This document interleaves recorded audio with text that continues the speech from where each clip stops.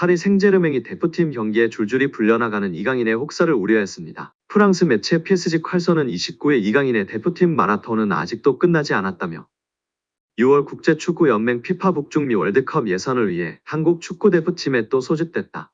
한 시즌의 대표팀 경기만 20경기를 치를 수 있다고 걱정했습니다. 매체는 이강인은 파리 생제르맹 첫 시즌 동안 모든 대회에서 36경기를 뛰어오고 5도움을 기록했다.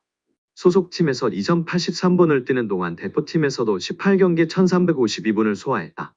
6월 월드컵 예선 2경기를 추가하면 20경기까지 늘어날 수 있다고 설명했습니다. 이강인이 참 바쁜 한 해를 보냈습니다. 지난해 여름 스페인 마요르카를 떠나 파리 생제르맹에 합류한 이강인은 새로운 팀에 적응할 시간을 충분히 부여받지 못했습니다. 군복무 해결이라는 개인 커리어에 영향을 줄 부분을 위해 이적 직후 항저우 아시안게임에 출전해야 했습니다. 더구나 아시안게임 대표팀에 합류하기 전 프리시즌에서 부상을 입었던 터라 부담감이 한층 가중됐던 시기입니다. 이강인은 아시안게임에서 황선홍의 금메달 획득에 기여했습니다. 직후 A 대표팀으로 이동했습니다. 당시 대표팀을 이끌던 위르겐 클린스만 감독이 소집해 휴식을 취하지 못했습니다. 이 시기 여론도 이강인의 동시 차출을 우려했던 만큼 이강인의 혹사 걱정은 한국과 프랑스를 가리지 않았습니다. 이후에도 이강인은 계속 대표팀을 오갔습니다. 올해 초에는 아시아축구연맹 카타르 아시안컵까지 열린 터라 대표팀 차출 횟수는 더욱 늘 수밖에 없었습니다. 아시안컵에서도 대표팀이 연장 혈투를 반복한 터라 이강인의 출전 시간은 대폭 증가했습니다. 이어 펀보 이강인은 아시안컵을 마치고 파리 생제르맹으로 돌아가 부상으로 고생했습니다. 아시안컵 전후로 선발 입지에도 영향을 미쳤습니다. 후반기에는 확고했던 주전 상황에 변화가 생기면서 교체를 오가는 시간이 늘었습니다. 특히 파리 생제르맹이 중요하게 여긴 유럽 축구 연맹 챔피언스리그 준결승에서는 모두 교체 출전이었고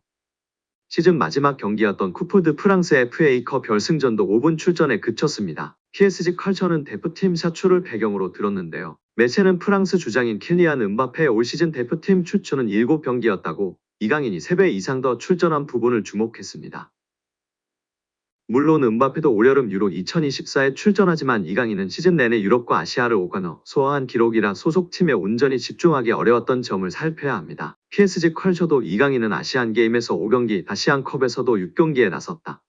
또 친선전과 월드컵 예선으로 7경기를 펼쳤다며 이 모든 여정을 소화하며 쌓인 피로도는 말할 것도 없다.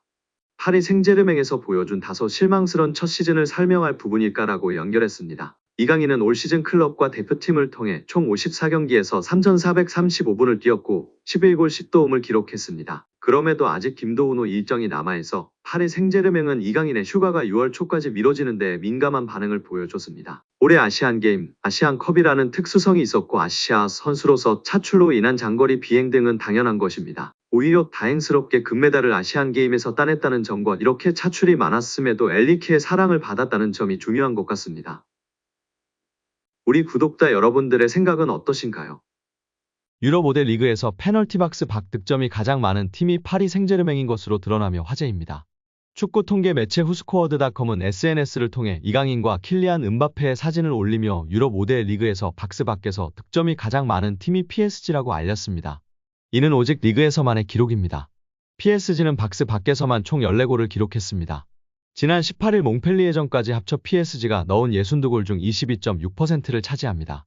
2위는 기록한 프리미어리그 맨체스터 시티 10골보다도 4골이 많습니다. 3위는 9골을 기록한 분데스리가 강호 라이프치히입니다. PSG가 중거리 슈팅 능력이나 프리킥에 가장 능통한 팀이라는 뜻인데요. 강한 슈팅과 함께 골문 안으로 넣는 정확도까지 겸비해야 박스 밖 득점을 기록할 수 있습니다. PSG가 박스 밖에서 가장 많은 득점을 기록하는데 1등 공신은 주포 음바페입니다. 14차례 박스 밖 득점 중 5골을 기록하고 있습니다. 박스 밖 득점의 3분의 1 이상이 음바페 몫이었습니다. 음바페는 강한 발목 힘을 보유하고 있어 그의 슈팅은 그물을 찢을 듯한 느낌을 줄 정도입니다. 실제 그의 득점으로 골망이 찢어지는 일도 한 번 있었습니다. 음바페는 PSG의 해결사인데요. 2017년 PSG로 이적한 뒤로 그는 297경기에 나서 247골을 기록했습니다. 올 시즌은 더 경이롭습니다. 리그 24경기에서 24골을 넣으며 한 경기당 한 골을 넣는 페이스입니다. 리그 득점 선두이며 2위와는 9골 차로 이변이 없는 한 리그 득점왕을 확정지었습니다. 다음으로 PSG의 박스 밖 득점이 많은 선수는 비티냐입니다. 비티냐는 중앙 미드필더로 중거리 슈팅 능력이 탁월한데요. 올 시즌 박스 밖에서만 4골을 기록하고 있습니다. 그는 올 시즌 6골을 넣었습니다. 박스 안 득점이 박스 밖 득점보다 더 많습니다. 음바페와 비티냐를 제외하면 5명이 한 골을 기록하고 있습니다. 이강인도 PSG에 온 뒤 박스 박 득점에 한 골을 얹었습니다. 이강인 외에 수비수인 리카 에르난데스, 하키미, 에메리, 아센시오가 한 골씩을 넣었습니다. 사실 후스코어드닷컴은 이번 기록을 소개하면서 음바페와 비티냐를 부각하는 게 맞습니다. 그런데 음바페와 함께 이강인을 등장시켰습니다. 그만큼 PSG 내에서의 이강인 영향력이 크고 지난 몽펠리에전 득점이 환상적이었다고 평가할 수 있을 것 같습니다. 유로스포츠는 이강인의 득점을 향해 또 한 번의 PSG 최고의 공격이다. 이강인은 박스 밖에서 강력한 왼발 슈팅을 날렸고 골키퍼는 속수무책으로 당했다고 중계했습니다. 비인스포츠는 이강인과 PSG만이 환상적인 득점 방법을 알고 있다고 극찬했습니다. 이날 이강인은 경기 시간 70분을 소화해서 두 번의 슈팅을 날려서 한 골을 기록했습니다. 특히 기대 득점값에서 0.07로 매우 어려운 상황에서도 강력하면서도 정확한 왼발 슈팅을 통해 골을 만들어냈습니다. 여기에 패스 정확도도 48번 시도해서 45번을 성공시켜서 94%의 성공률을 보여주기도 했습니다. 특히 상대 공격 지역에서 무려 패스 8번으로 팀 내 최다 시도로 과감하게 시도하면서 중원사령관으로 면모를 제대로 보여줬습니다. 말 그대로 중원을 지배한 이강인 선수였습니다. 축구 전문 통계 업체 풋몹은 이강인에게 평점 8.0을 부여하면서 중원에서 보여준 이강인의 번뜩이는 모습에 대해서 제대로 인정했습니다. 레퀴프에서는 엘리케는 이강인에게 거의 완전한 자신감을 불어넣었고 그 이유를 짐작할 수 있다.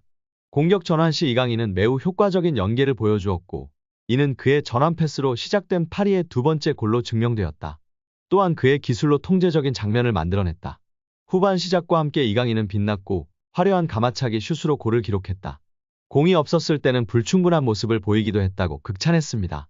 현지 해설에서도 지난 몽펠리에전에서는 대한민국 최고의 재능 이강인이 파리에서 꽃을 피웠다라고 극찬했는데요. 이번 두 번째 맞대결 원정 몽펠리에전에서는 현지 해설이 개인 역량이 크게 작용한 골입니다. 몽펠리에 킬러라며 극찬했습니다. 프랑스 매체 90미는 이강인의 몽펠리에전 활약에 대해 평점 7점을 부여했습니다. 이 매체는 이강인은 경기의 중심에서 빛났고 공격적으로 좋은 움직임을 보였다. 이강인의 기술 수준은 명백하고 PSG 공격진 구성에 엄청난 이점을 제공한다고 언급했습니다. 프랑스 매체 홈은 이강인의 몽펠리에전 활약에 대해 비티냐와의 연계 플레이를 통해 득점 기회를 만들어냈고 골을 터뜨리기도 했다.